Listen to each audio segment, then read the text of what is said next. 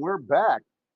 All We got right. me, Sergio, and we got a special guest, Mike Paisano, Yeah. and he's got a special little, we'll call it a gizmo, but it's a D-hooker, but not what we're used to. Normally, when we think of D-hookers, we think of fish D-hookers. Mike's got a people D-hooker. So, Mike, tell us how you got started with this idea. So I've always fished and hunted my whole life, and my primary job is in the emergency room. I'm a physician assistant in the emergency room, and I'm down here in Collier County in Florida, and we get, we get fish hooks in people year round, sometimes more days than other, and more seasons than other and months. But what struck me was when I was in there working and being a captain and having hooks in myself and pulling them out of other people was the only really good method to remove a hook from my experience was the string method. Yep. What we were doing in the ER was essentially, if a doc or a PA didn't know the string method, they were either pushing it through or using a scalpel or the needle method, all these different techniques, pliers and lidocaine. So I felt like the only thing we were really offering people in the emergency room was lidocaine, and then clinician discretion on how it's moved, removed. And we have a tool for everything, and we kind of have a accepted protocol for everything. But fish hooks was, it finally dawned on me one day that why don't we have a tool to remove hooks? This should be as easy as removing stitches in the emergency room, but it seems to make some people nervous, especially people that don't fish, because they didn't know how to remove them. Right. And then that parlayed into, hey, I can sell this to the whole fishing world too, because there's no tool out there. And I've seen the string method, miss multiple times. I've missed with it multiple times. If you're alone and you get one in your upper extremities, the string method, it's out. And that's the highest probability of where you're going to get one. Right. And how do you hold the top of that hook down by yourself and pull it out? And that's the most beautiful thing about the string method when that came around, because now you have a technique that you can go out the least path of resistance the same way it came in. Do no more tissue damage. Don't push through or create two holes for infection. And it was all based on the fact, before you couldn't defeat the barb. With the string method, you could defeat the barb. Right. Well, with the hooker, you could defeat the barb and use it ambidextrous and all over the place in different positions. By yourself. Right. So that was a big thing, and a big challenge, I think, for most guys who were out there that fished alone or on kayaks. Kayaks, things could come flying at you from the trees and all if you pull something back. And where's that going to hit you? You're sitting on your butt. So it's either going to get your legs, your arms, your chest, your face. Right. So, like they say, the best ideas come from a need for necessity. Well, let me tell you something. I feel like this was a blessing, and it was dropped on me by God, because if this was up to me, I would have thought of it 15 years ago. And what struck me when I went to ICAST for the first time was you walk into ICAST and it's overwhelming, and there's all the latest innovations in the world. Yes. It's a wonderful place. But there's not one tool to remove a hook from a person. Right. So, when I got this idea in my head, I came home, I grabbed the Stanley screwdriver, a couple BBs, I soldered it on the end. I got a fish hook, I soldered it in the middle, I bent it, and I started doing prototypes of my own. And then finally I got it right. I've seen some of your videos. Did you practice all this time on your own? Because, man, I saw some of your videos we're going to show. I said, this guy's crazy. Sergio, if you were willing to come here and let me do it to you, I would have. But nobody volunteers for that, So it's either up to me for proof of concept, or it's not going to happen. I figure you go up to your friend and say, hey, I want to try something out. Let me tell you about it. No, thank you. Hey, come here, hold this for a second. I had friends come over to show them how easy it was to use, but they pulled hooks out of me. I didn't pull hooks out of them. Here, hold my beer. No. Well, if it's somewhere where you can use both of your hands with the string method, but like I said, if you're by yourself. Yeah. But If not, you got to have somebody there with you. Because I Yeah. tell you, I got it bad really one time. I got it right up in here. I mean, and it went in. And you know who did that? You know who stuck that hook all the way in? The worst I've ever had it? Deion Sanders. Oh, I think I heard this story. I think he was on the boat with me, and I was taking him fishing. Yeah. I kept telling him, Deion, give me about 3 or 4 feet of line, because he had a tendency to want to move and tell his buddies something, you know. And I'm trying to take these hooks off, and one of those times the hook was out. I had it like this, and he says, "Hey!" And when he did that, man, he just whipped it. And then he says, "Well, what do we do?" I said, "Well, I can't get it out by myself." I said, Right. He says, "You kidding me? You want me to do that?" I said, "Well, you stuck it to me." Somebody has to. But you know, he was really a nice guy, super guy. Yeah, I'm sure. But that was a big problem, and I got a huge response from the kayak guys, obviously, because they're always alone. Right. And I've gotten hooks in me when I was alone. Yeah, like when you're on a kayak, you may have paddled 3/4 of a mile out. You might not be near land whatsoever, or another person.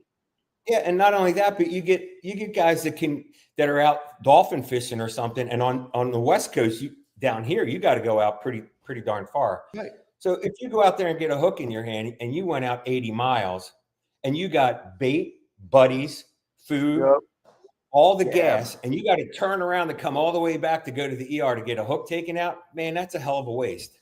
Yeah, nobody is liking you that day. It'll take it right out. That's right. So I did see some of your videos, and I thought, look at this crazy guy. That's why when I saw it, I said, "All right, man, I got to call this guy."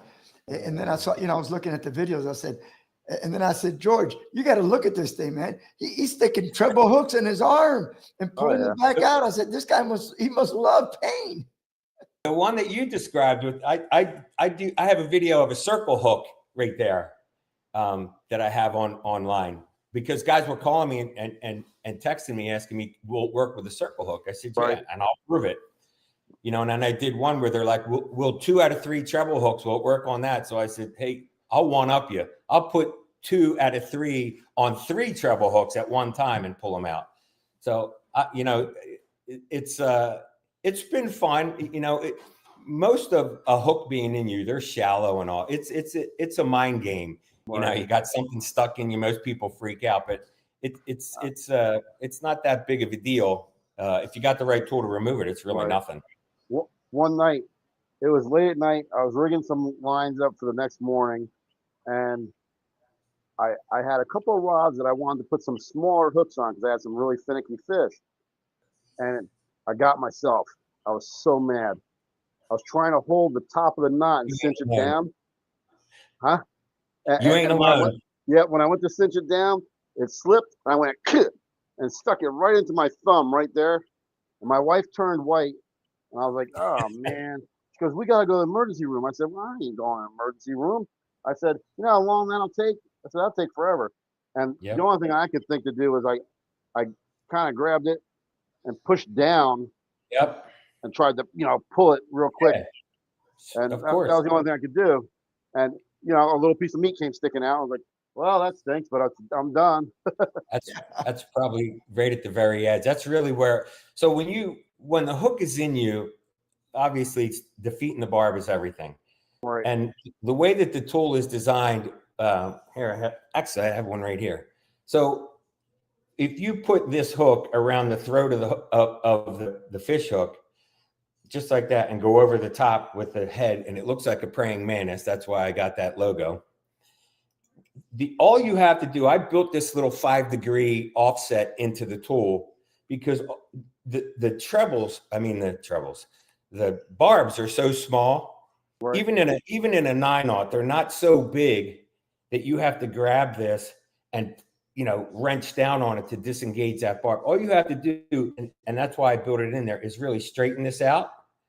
That's enough to get that barb pushed down to the bottom of the canal it came in, and then just pull it right out.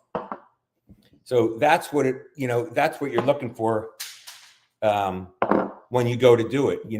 Place it on there. And the thing is, this, I've seen strings break and they pull off, and guys will slip it'll go down the shank of the hook and come out the other side, and there's way more drama. But Put it close. the Yeah, way put it closer. there. So you see that little offset there? Yes. Hey, let me grab this hook. So on a common hook like where am I? Yeah. On a common hook like this, that little barb right there, all you have to do, if that's in you, is straighten this out, and you see how it's pushing down? Right. Now it's pressing against the bottom of the canal that it came in, and you just pull it right out. This isn't going to break. It's not going to slip. So So are you pulling it when you put it on there, Mike? Are you pulling it?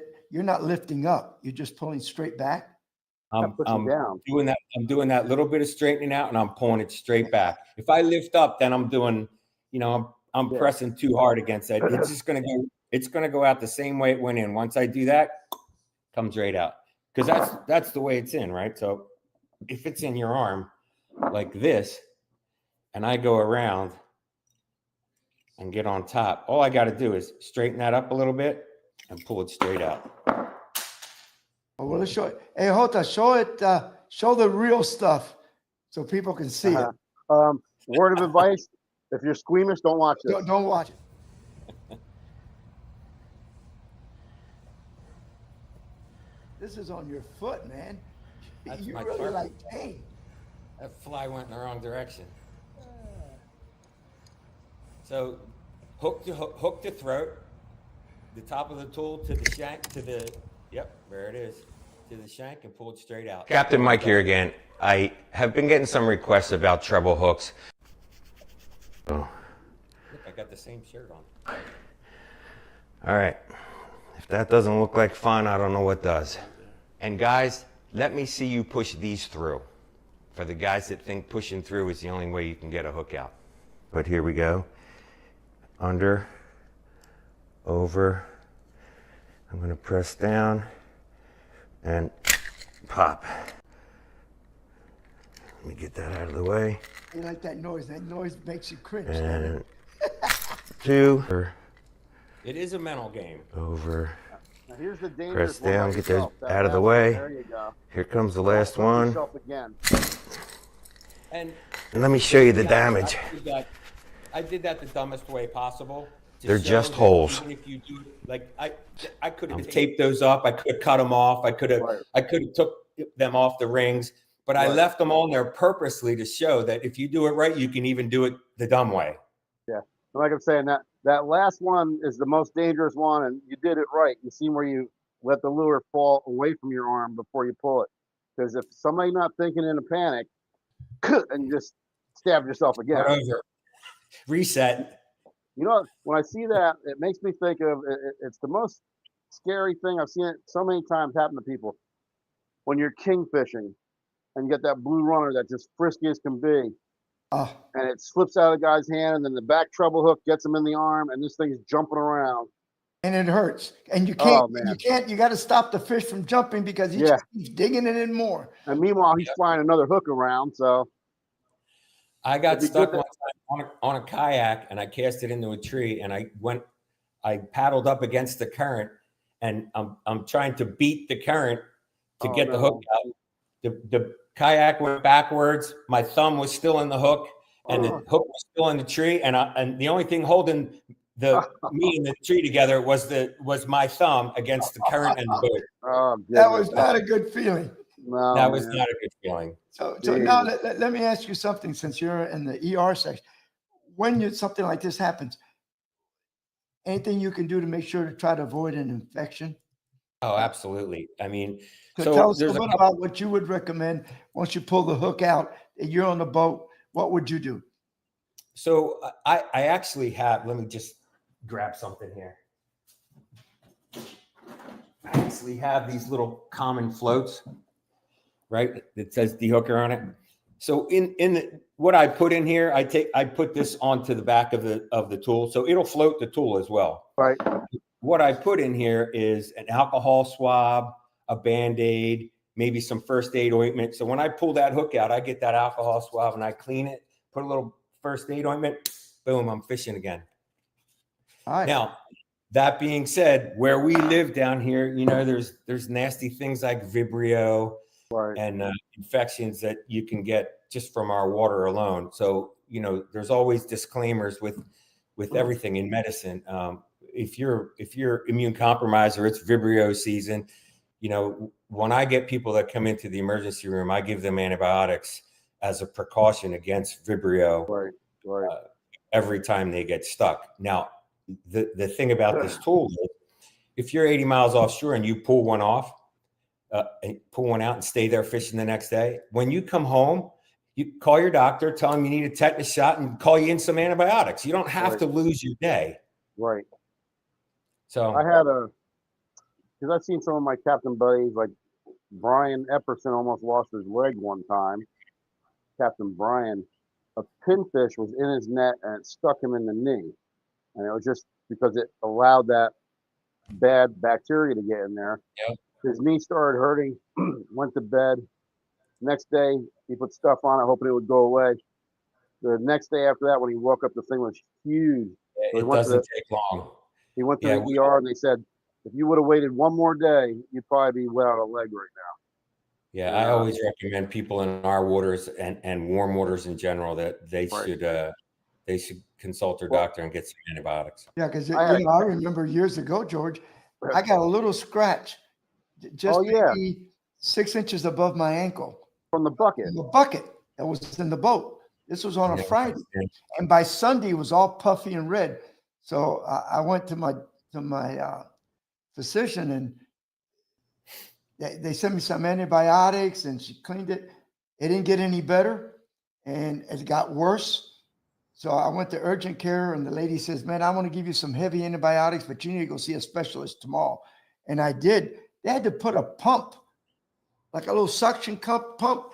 And the doctor told me, I got to know him talking about fishing and all that. And it took about 2 months. At the end of the thing, when I still got a big scar there, he says, "Sergio, you were about a day or two for that bacteria to spread and get to your bone." He said, "You would have lost your leg."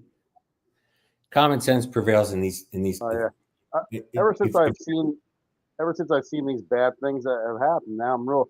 You know, when I was younger and your immune system is all great, you don't worry about nothing. Now that you've gotten older, I worry about stuff like that. I had a catfish last year stick me in my big toe, and when I got home, you know, of course, you know, I cleaned it right there. I have alcohol on the boat, so I cleaned it right then and there. But when I got home, I looked at it. I actually took a picture of it. The next day, I watched and I was like, "Man, is that a little red line starting?" And I wasn't sure. So I took a picture of it again. And later in the day, I was like, "I'm not liking the way that looks. I'm not taking any chances." So I went to one of the ER clinics or whatever it was. The lady, I'll be nice. She shouldn't have been practicing medicine. I basically had to tell her what to do. I was like, "Do you have any kind of antibiotic that would treat for the Vibrio or, you know, basically everything?" I said, "In case I have any of them." She goes, "Well, we have this would." I said, "Will that do that?" And she's like, I'm like, "Then call that in for me."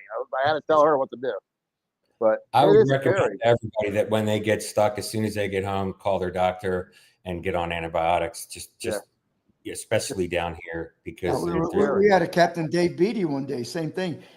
His finger right inside, right up in here, he got punched by a catfish or something, and he kind of just cleaned it and got swelled up a little bit. And about 2 days later, he had to run to the ER because his hand was 5 times. It was just you got to be careful. You got to be smart. I mean, common sense prevails in these situations. You got to be smart.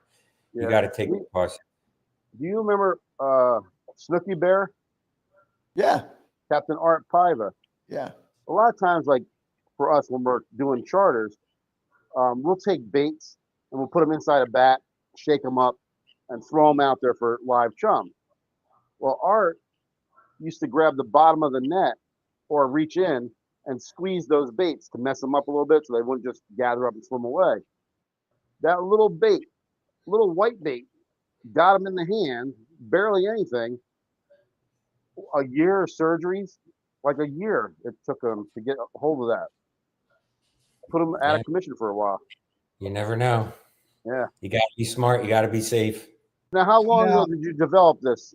Yeah, that's the next So it took, you know, I went from garage prototype to patent in about 2 years.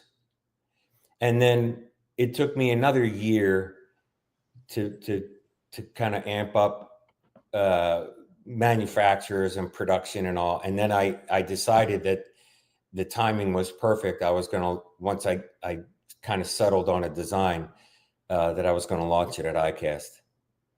All right, so I'm giggling a little bit over here because I'm reading some of the comments. And Donald Waverman, who's one of our regulars, he says, I would volunteer to be stuck. He said, I have had literally to take my braid scissors to cut a hook out of me. And then he said, I would have to guzzle some tequila first. So just to that point, when I was at ICAST, guys were coming up to me and, you know, we were doing demos like this. Right. And a lot of the captains were coming up to me and they were just fantastic. And they're going, wow, that's really cool. But will you stick a hook in me and pull it out? And I said, hell no. Right. He said, well, what if I stick a hook in myself? Would you pull it out? And I said, sure, I'll do it for you. So these guys were coming back, 2 or 3 of them did it. And there were cameras everywhere filming this because these guys were lining up at my booth to see how it worked on a human. Right. And because they just couldn't believe it was that fast and easy. And some of them, one guy was like, holy crap, that's way better than the string method. I didn't feel a thing. Everybody thinks it hurts. It hurts going in, but that usually happens so quick that you don't even realize it. Yeah. You know, a little sting. But then everybody you're aware of it now and you're afraid that coming out's going to hurt it. Everyone that I pulled a hook out of said the same thing. I didn't feel a thing. And that's without, you know, that's outside of the ER without lidocaine. Yeah. I had a girl on a boat one time. She was about 25. She got hooked in the leg, not real deep, reached down, pulled it out, wiped it off, said, all right, and then kept fishing.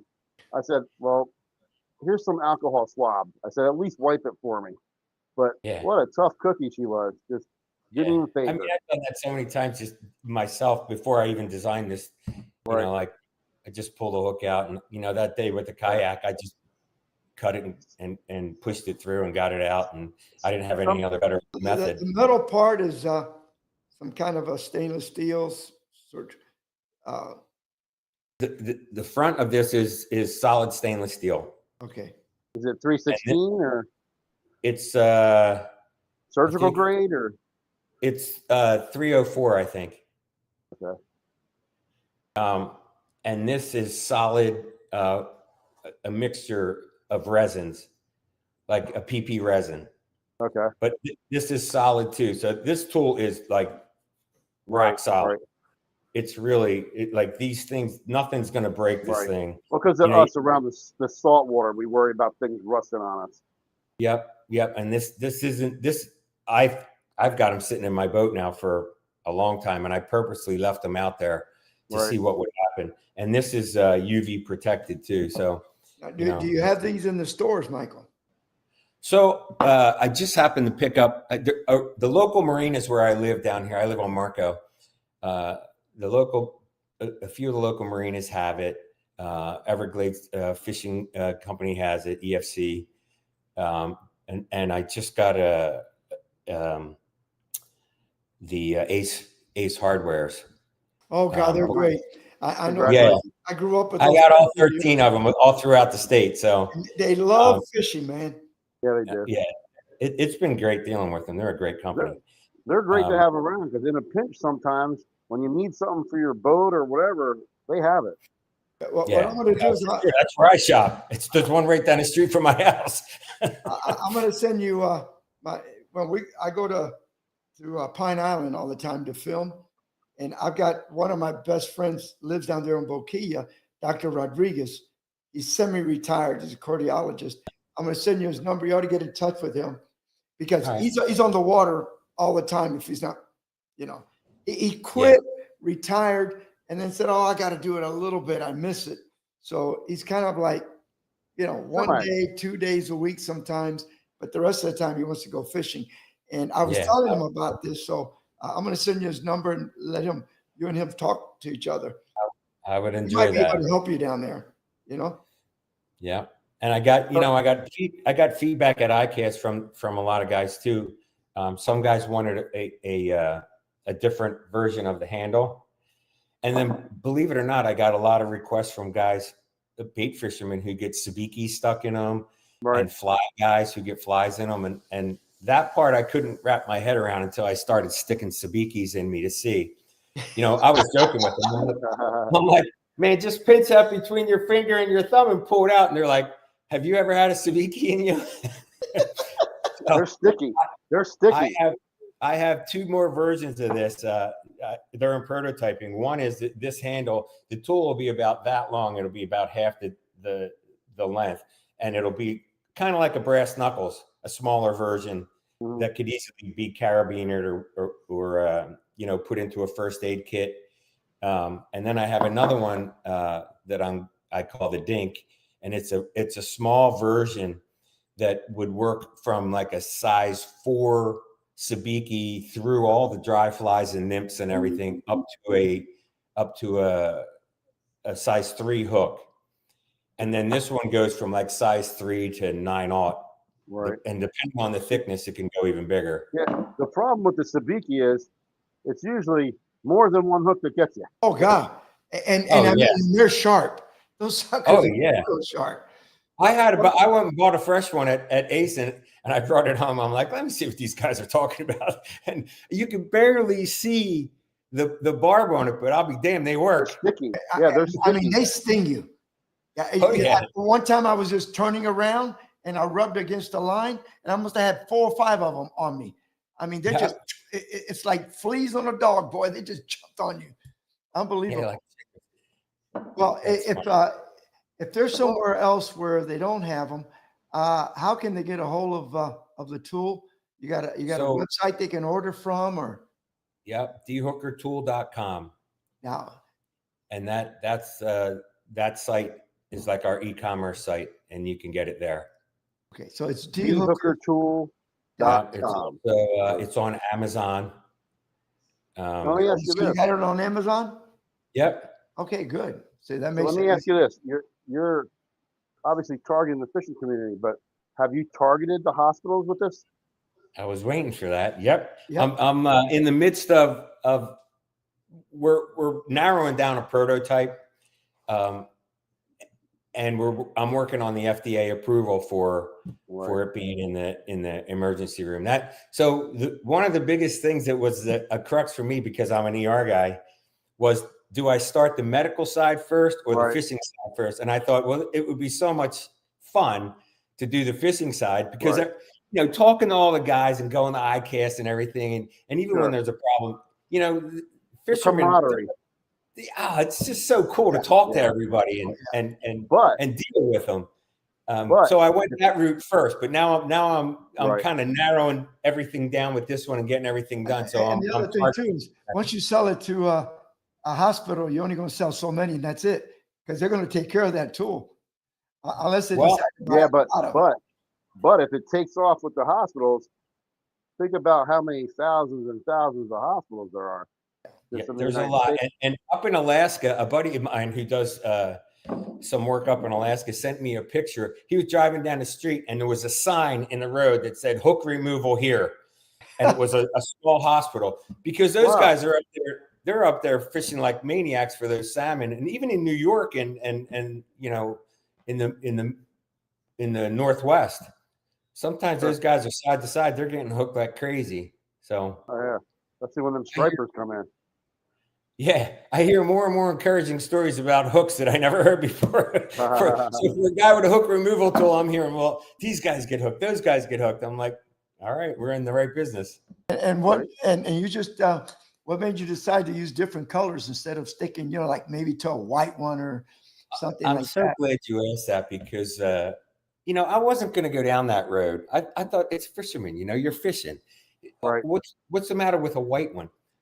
Everybody I ran into was like, is it coming in colors? Is it coming in colors? And then, there's the big push, which is awesome. All the female anglers and all that are out there, and not unlike scuba diving, skiing, everything's colors now. Yes. So, they want to match this or match that. Oh, yeah. So I'm like, I hope you never have to use it. But what's the matter with white? But I said I would do a handful of colors, so I did. Yeah. Well, let me ask you this: with the women, did you do the pink?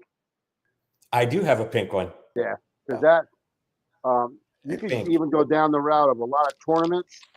There's breast a chartreuse cancer. one. Yep.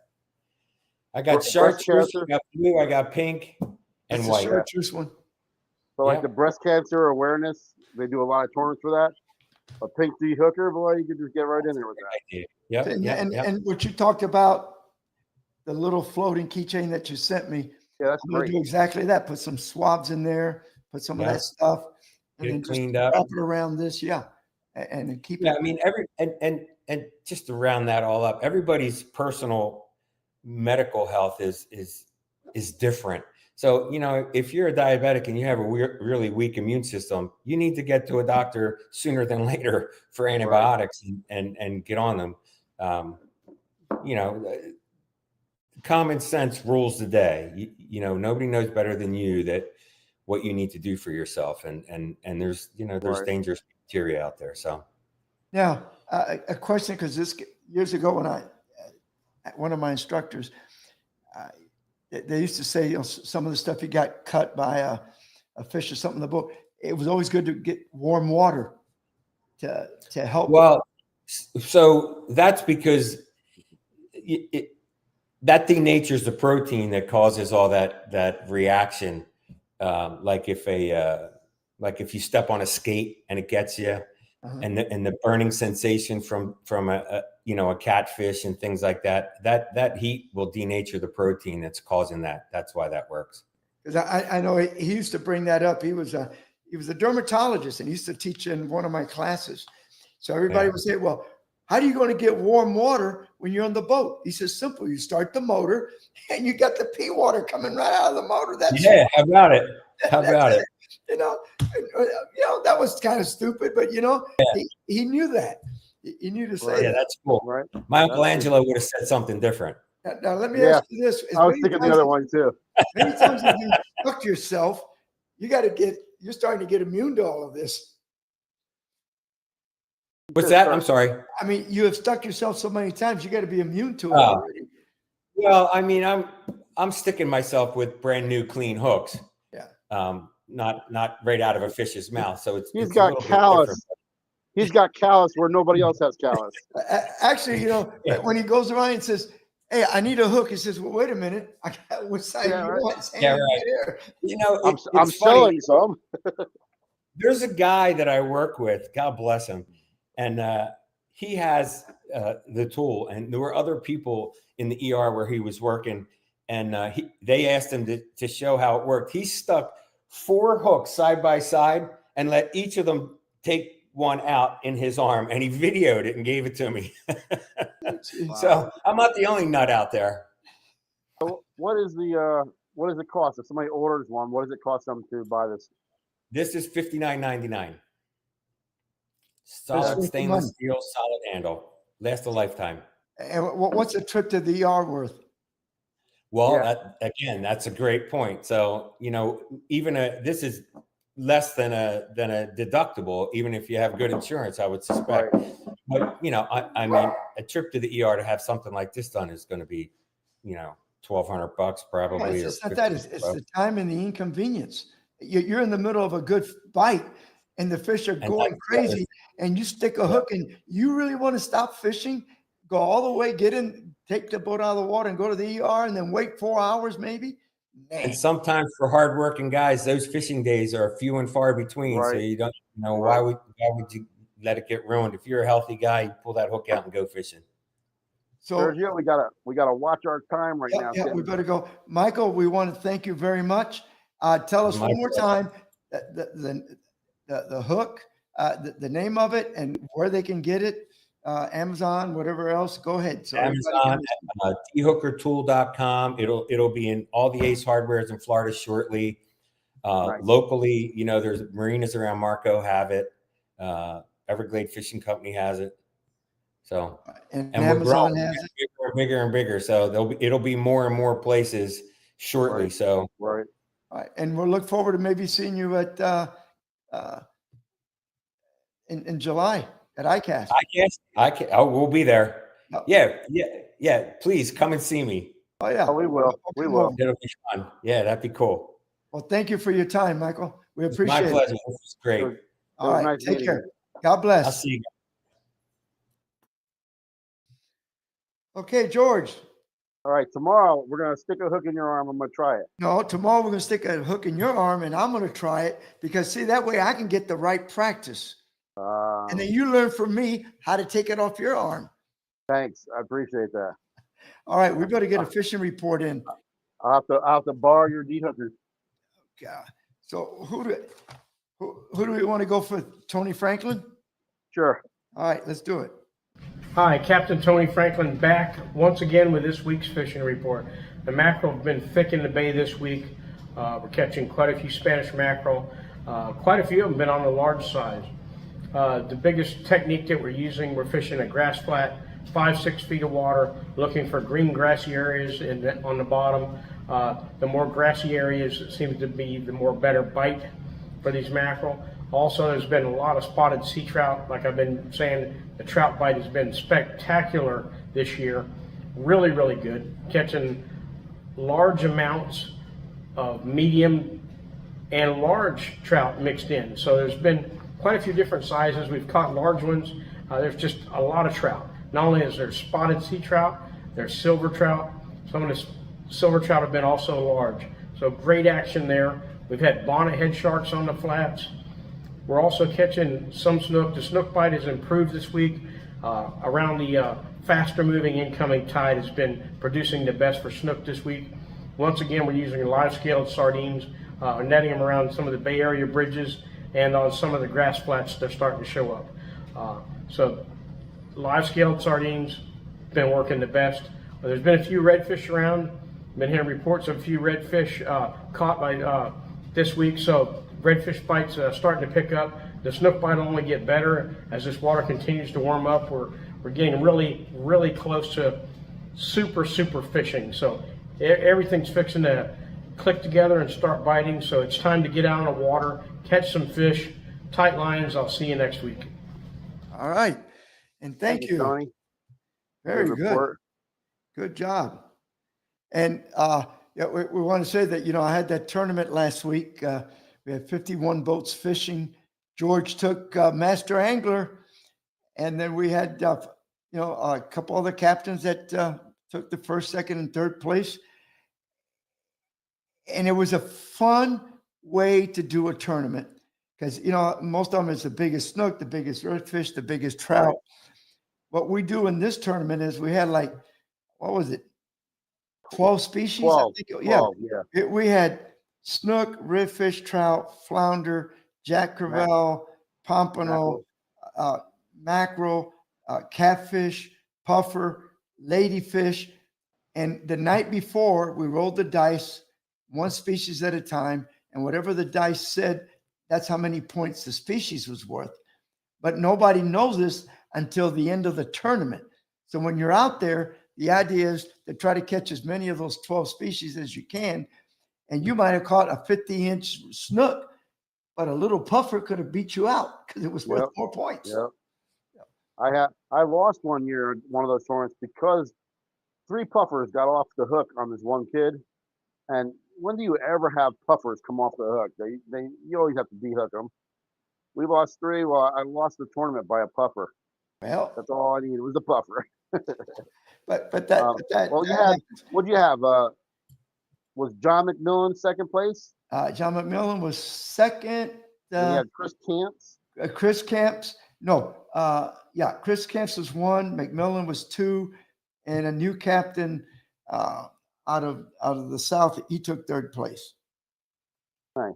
So, and we better get that because boy, we're getting late. Yeah, we're getting close. We probably have to go over. Mike Haynes. Let's get Mike Haynes. Yeah, do Mike.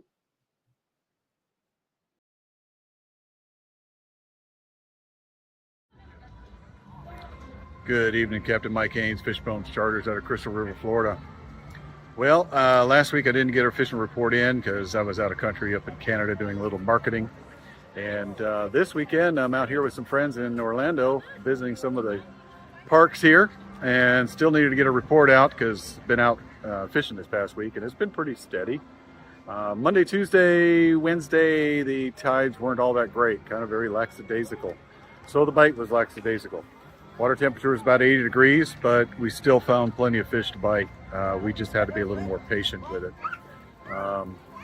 By the end of the week, the tides kind of turned around a little bit better, and the trout bite actually started up. We've kind of had a bad trout bite recently. I don't know if it's because of the warmer weather or what's going on, but it just kind of fell off. Well, about Friday, it kind of picked up again, and instead of jigs bouncing on the bottom, popping corks seemed to be the ticket. So we were using popping corks, about a 2 to 3 foot leader. Put a jig down below there using a little bourbon colored. There's the flavor of this week, a little bourbon colored Little John. Not much to it, but catching some nice trout, and did catch several large females. So what that tells me is it's about the time for the spawning, another 6-week cycle that they seem to do in the summer times. About 6-7 weeks, somewhere in there, they'll come up into the flats and do their spawning cycle. So it seems to be that's what's happening. So definitely get out there. You'll catch those trout early morning, later in the evening on popping corks up here in Crystal River. And you can use shrimp on a jig head. You can use pinfish on a circle hook is one of my favorites underneath the popping cork. Seem to get the bigger bite, bigger fish that direction. Later in the week, as the tides corrected themselves, I got a little better. The bite definitely picked up. We caught a lot of redfish over this week on pinfish, mud minnows. Never really got anything on shrimp, but they didn't seem to want to eat any chunk baits either mullet or ladyfish. Didn't seem to work for us. So definitely turned more on the live fish. We only really put some cut baits underneath trees when the tide was high and kind of really just slack, so because they weren't moving a whole lot. But it seemed to be the ticket, seemed to work. Snook bite's still off. It's not really kicked off. I'm sitting there watching these snook that we're targeting. We can see them because of the clear water, and they've been coming up, nosing the bait, sucking it in and spitting it out before you even have a time to react. So they're still a little finicky. I'm assuming this bite should pick up here soon, especially with the tides. The moon phase is kind of changing. Hopefully that works. Our water temperature up here is about 80 degrees. It's just going to get warmer from here. So start doing your fishing trips between early morning, about mid-morning, and then come back in the afternoon. It seems to be the better bite. During the middle of the day, it's just hot. You're hot. Just doesn't seem to be as great of a bite. So just keep that in mind next time you want to go out. But we'll see you next week with more fishing reports. And this is Captain Mike Haynes from Orlando. Captain Mike Haynes, Fishbones Charters out of Crystal River, Florida. We'll see you next week. Thank you, Mike. Good report. Good report. And it's funny. What he's got going on over there is just the opposite of what's happening here. We're getting our better bite in the later half of the incoming tide during the middle of the day. I mean, last week we were out there. I mean, when we all filmed. morning we worked it hard. Oh yeah. I mean, we we were were targeting seeing one seeing redfish and one flounder. Yeah. And then all of a sudden in the afternoon, that just towards the end of the tide, Yep. got into the trout. Nice big trout too. And that mackerel, that was a really cool jump he did. And You got to tune in. Fishing Adventures Florida. You got to tune in to see this show. That's right, man. But You're I missing hope- some good action if you're not watching the shows. I don't know if Holta actually caught the mackerel after he took your bait jumping out of the water. And I hope he did, because this mackerel blasted this bait of Sergio's under the float, took it down, ran about 15, 20 feet, and then just jumped out of the water with the float being pulled behind it. You almost think it was a ladyfish, you know? Yeah, but you've seen the size of it. It had the height, so. But I almost was wondering for a split second, like, ooh, is that a small king? It was But it was a big it was mackerel. all afternoon bite. I mean, in the morning, I didn't see anybody. I mean, we saw some other boats around here and there. They weren't catching anything. Yeah. So, But we got a comment from Manuel. He says, "Hope your neighbor's okay." Unfortunately, the local lawn boy that kind of walks around and does a lot of people's houses around here, he lives about 2 blocks away from me, and unfortunately, the other day his house caught on fire, and they pretty much lost their house. Unfortunately, So our prayers are with them, Calvin and his family. That's a shame. It it probably is. electrical. Is that one of the older homes? Probably 60s, I would think. Okay. I could, sometimes I remember, Wiring. was it in the early 70s? The big thing, and I guess it all got changed later on. They were using aluminum electrical wire. Not this house that I'm in now. My old house that I lived in for about 20 years, that had the aluminum wires, and they were very dangerous. Because it was a lot cheaper to do aluminum in those Sure. cases versus copper. The problem is that aluminum expands and contracts so much that it actually gets loose on the screws sometimes. Wow. All right. Well, Yeah. let's get Want to do Bucky's? yeah, let's do Bucky. Good afternoon, Captain Bucky Golden, Bag and Fishing Charters, Tampa, Florida, FishingGuide.com. So I've been out on the water the last 4 days. It's been hot, it's been windy, and we've been dealing with some low tides. Been catching a lot of real nice trout, some redfish and snook mixed in. Sergio's vent was super windy in the morning. Basically, we hung outside because that canal to the getaway was 82 degrees going in there, and bait was starting to struggle, so we putted back out and just waited for the pickup time. Got in, got out, we actually ran up north, got our snook, redfish, trout, ladyfish, catfish in the first spot. Then we went to go try to find some jack, and actually ran into some tarpon. We caught 2 tarpon that event. One was about 15 pounds, 10, 15 pounds. The other one was 25, 30, 35 pounds. It was a really nice fish. 30-pound leader, got both of them to the boat. Tried to grab the mouth on the little one, and the hook popped off, so that was good. And then the other one, I got face grab and let the other guy take a picture of it and let it go. It's been really good. I'm just still dealing with some low water. Higher tides are later in the afternoon, which I wish I could fish, but by that time it's so hot I don't want to be fishing. It's been hot. I just got done catching a few bass in my pond. Bait's been just really easy. I've been netting it at the bridges. Yesterday was 2 throws. First throw probably had 200-300 baits. Second throw was 50-60 pounds of bait. I had to dump half of it out. Been getting ladyfish, catfish, a few catfish, but trout, spotted trout, silver trout, silver perch in the net when I'm netting. There's pinfish. There's just everything right now around the bridges. I just think there's so much bait because there's really nothing to eat them. There are some mackerel around. I've actually been bit off a few times, been catching some bonnethead sharks here and there.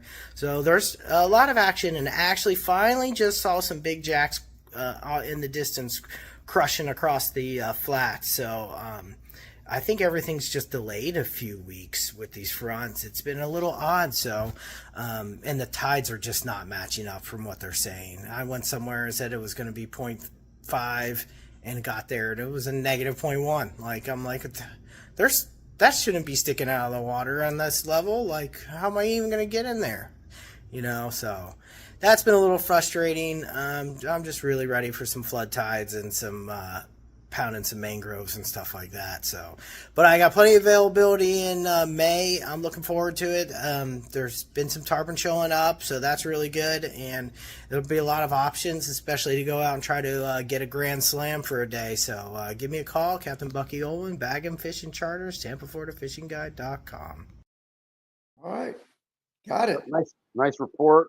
Good little mix of fish there. A little bit of everything. I was thinking about what Captain Mike Haynes said in his report.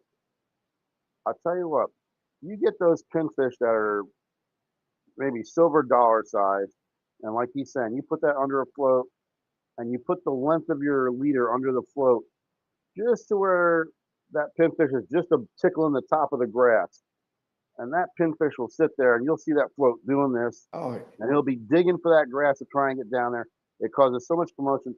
That is a redfish killer. I know he was using it for trout, but man, redfish go nuts when they see that. All right. Well, we better let's get Ken Burke. Sure. Because we're going to run out of time.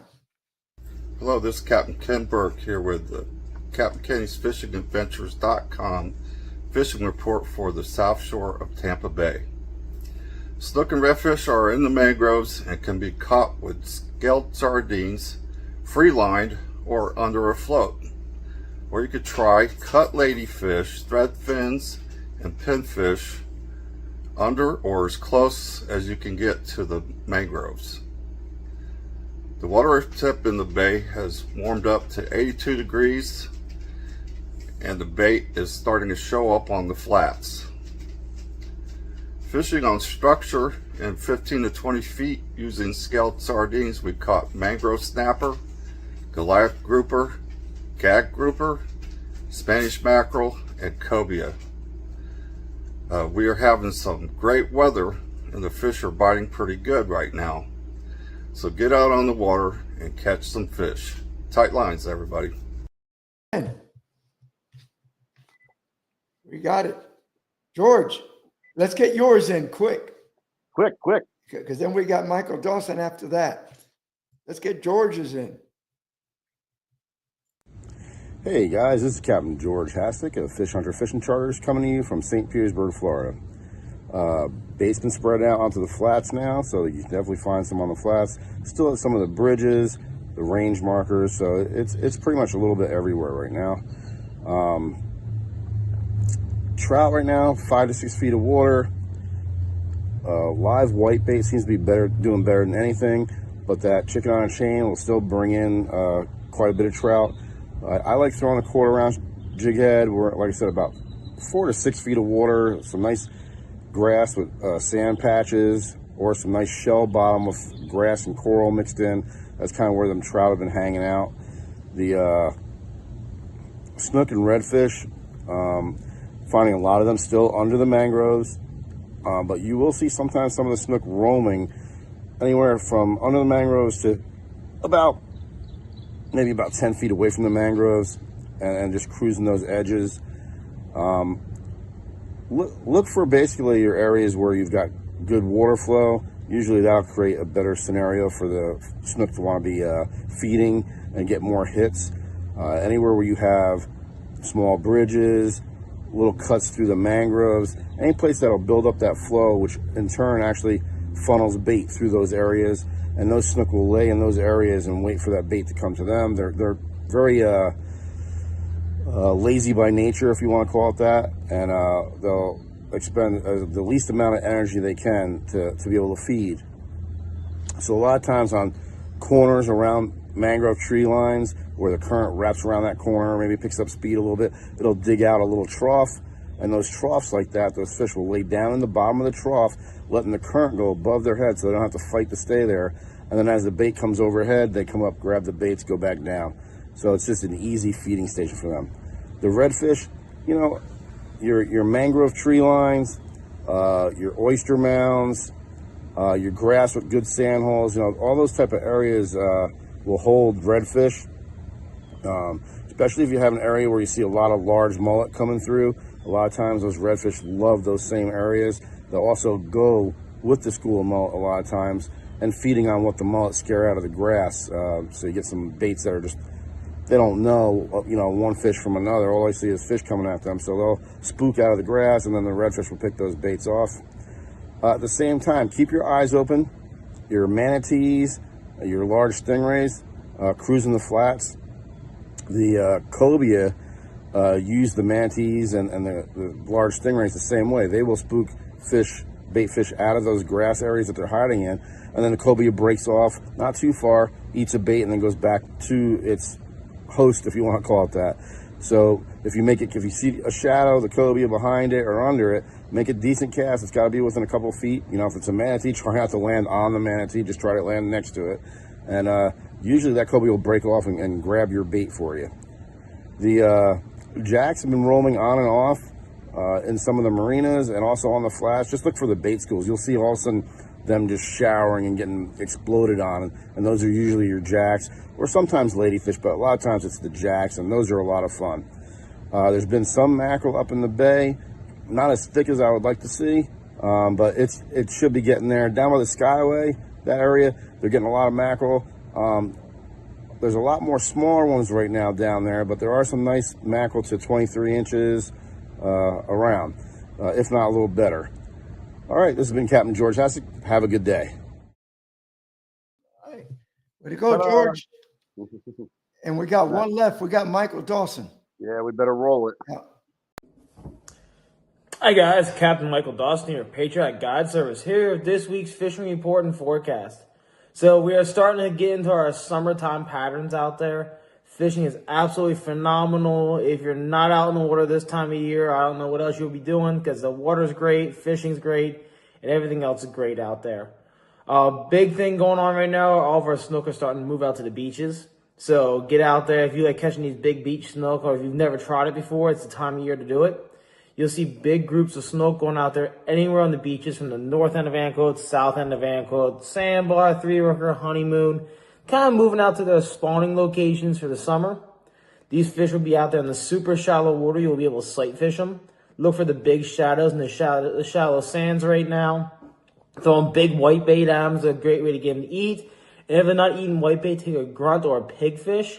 Small little bait, probably 5 inches long, and throw them at these snook and they'll eat it every time. If you get these grunts, easiest way and best way right now is that Get Bent bait boat out there. They have them all the time, easy to get, cheap to get, and they're great people to get them from.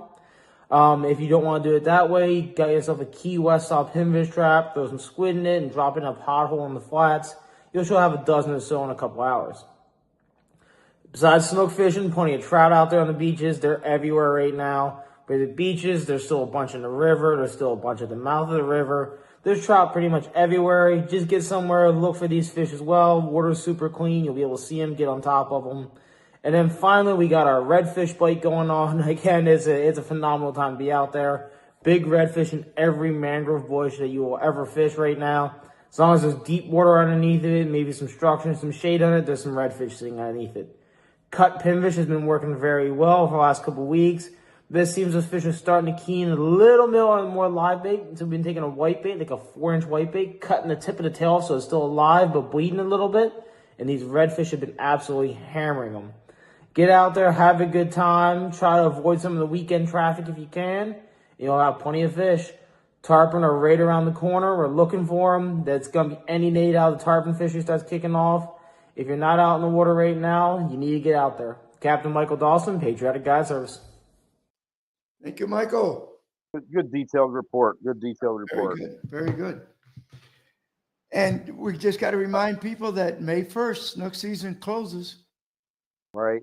I got to tell you, looking back here, Donald said that he will volunteer next seminar. They have a hook put in his arm. All right. And I've got the tool. You got it, Donald. So, hey, at the kids' fishing clinic, that's what we'll do it.